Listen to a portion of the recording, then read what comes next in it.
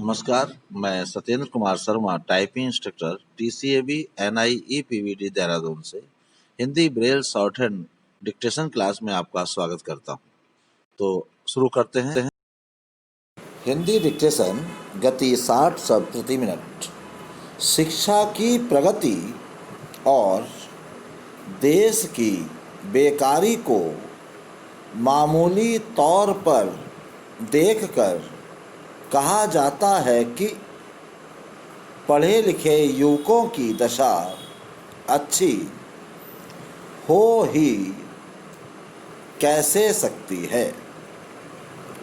एक तो शिक्षित युवकों की भरमार और दूसरे व्यापार, उद्योग धंधों और नौकरी की गिरी हालत बेकारी की भारी जटिल समस्या बनाए है।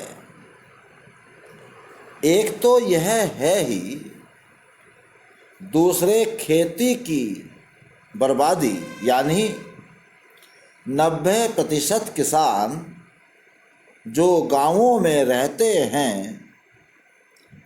उनकी दशा देखकर हम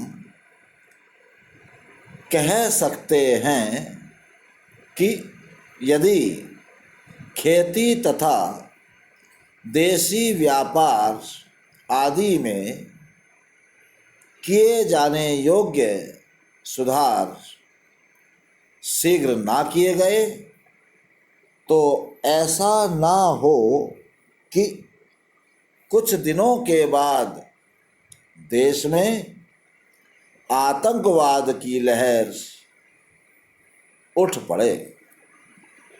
इसमें संदेह नहीं है कि कांग्रेस मंत्रिमंडलों ने जो कुछ किया है वह जहां तक हो सका है किसानों की भलाई के लिए किया है और इसमें संदेह करने की कोई आवश्यकता नहीं है कि जितने समय के लिए ये नियुक्त किए गए हैं, यदि उतने समय तक रह गए तो देश के बड़े बड़े सवाल हल करने का भरसक प्रयत्न होगा।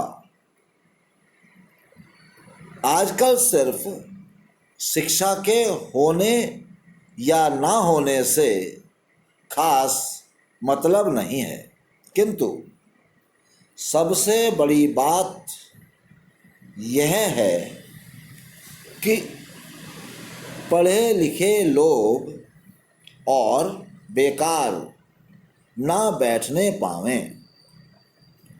क्या हम नहीं कह सकते कि बेकारी का संबंध देशी व्यापारादि से है, जिसकी जिम्मेदारी सरकार पर बहुत अधिक है? क्या हम नहीं कह सकते कि विदेशी सरकार से इस विषय में कुछ नहीं हो सकता? यथार्थ में मैं कह देना चाहता हूँ कि हमारे औद्योगिक और व्यापारिक पतन का कारण हमारी दास्ता है। अतः सबसे बड़ी बात यह है कि देश स्वतंत्र हो।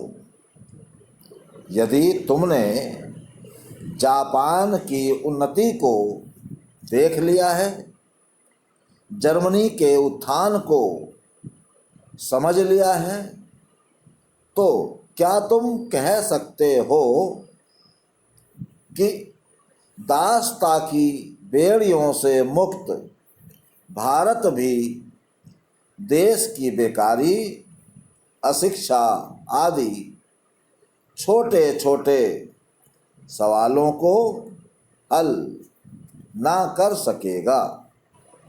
तो आज के लिए बस इतना ही। धन्यवाद।